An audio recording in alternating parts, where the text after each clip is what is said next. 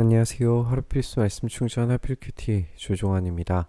오늘 함께 나눌 하나님 말씀은 욥기 34장 31절에서 35장 16절까지 말씀입니다. 욥 어른은 하나님께 죄를 고백하고서 다시는 죄를 짓지 않겠다고 약속하신 적이 있으십니까?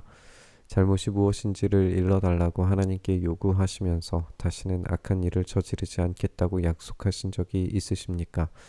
어른은 하나님이 하시는 것을 반대하시면서도 어른께서 원하시는 것을 하나님이 해주실 것이라고 기대하십니까? 물론 결정은 어른께서 하실 일이고 내가 할 일이 아니지만 지금 생각하고 계신 것을 말씀해 주시기 바랍니다. 엘리후는 욥을 도전합니다. 욥이 자신이 지은 죄를 알려달라고 외치지만 다시는 악을 저지르지 않겠다라는 결단과 완전한 돌이킴이 있었느냐라고 질문합니다. 우리는 엘리후의 말에서 영적으로 매우 중요한 진리를 다시 한번 확인을 하게 돼요.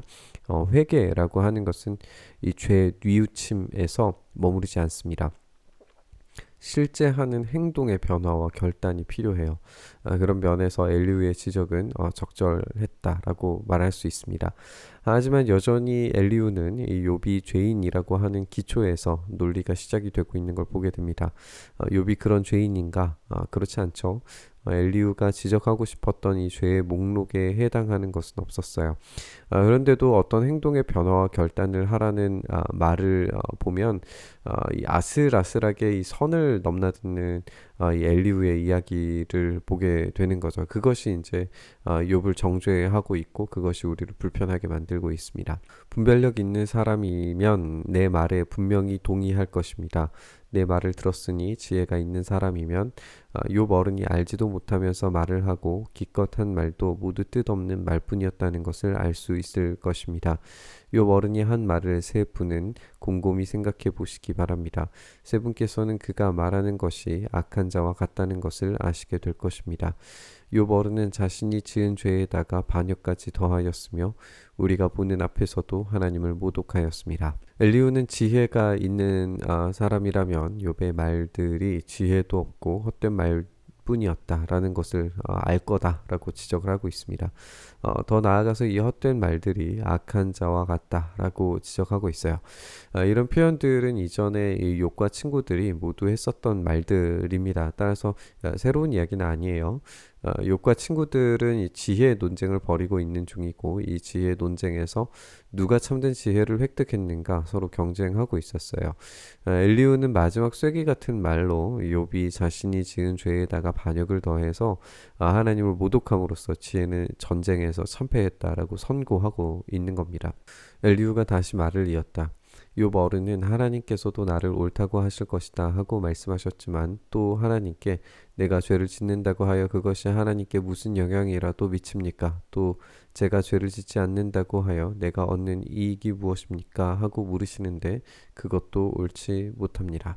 계속해서 엘리후는 욥의 말들을 평가를 합니다. 하나님께서 나를 옳다고 하실 거다라는 주장하는 이 욥의 말을 인용하면서 죄를 안 짓는다고 얻는 이익이 무엇이냐고 따져 묻는 욥을 향해서 틀렸다라고 평가를 내립니다.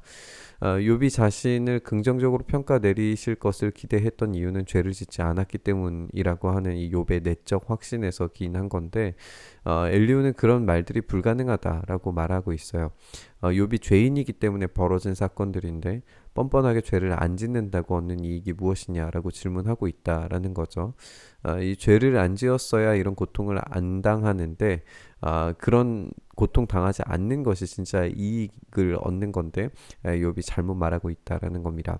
이제 어른과 새 친구분들께 대답해 드리겠습니다. 욥 어른은 하늘을 보시기 바랍니다. 구름이 얼마나 높이 있습니까? 비록 욥 어른께서 죄를 지었다고 한들 하나님께 무슨 손해가 가며 어른의 죄악이 크다고 한들 하나님께 무슨 영향이 미치겠습니까? 또 욥 어른께서 의로운 일을 하셨다고 한들 하나님께 무슨 보탬이 되며 하나님이 어른에게서 얻을 것이 무엇이 있겠습니까? 욥 어른께서 죄를 지었다고 해도 어른과 다름없는 사람에게나 손해를 입히며 욥 어른께서 의로운 일을 했다고 해도 그것은 다만 사람에게나 영향을 미칠 뿐입니다.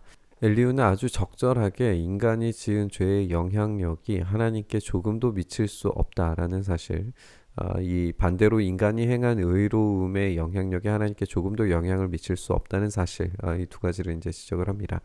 그래서 죄에 대한 회개와 뉘우침 또 하나님께로 돌이킴은 전적으로 인간적 차원에서 효과적인 것이지 하나님께는 전혀 영향을 미치지 않는다라고 주장을 하는 것 같아요.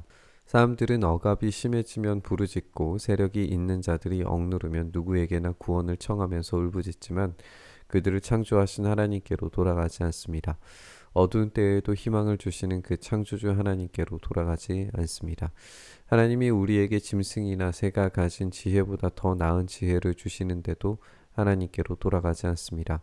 그들이 거만하고 악함으로 하나님께 도와주십시오 하고 부르짖어도 하나님은 들은 채도 않으십니다. 사람들은 억압이 심해지면 부르짖고 울부짖지만 하나님께는 돌아가려고 하지 않습니다. 이 지혜 논쟁에서 누가 가장 탁월한 지혜를 가졌느냐고 서로 경쟁하고 있는 상황에서 하나님께 돌아가지 않으려는 이 지혜는 쓸모없는 지혜일 뿐입니다. 짐승과 새가 가진 지혜 수준으로 하나님께 돌아가지 않으려고 하는 욥의 지혜를 평가절하하면서 모욕하고 있는 걸 보게 되는 거죠.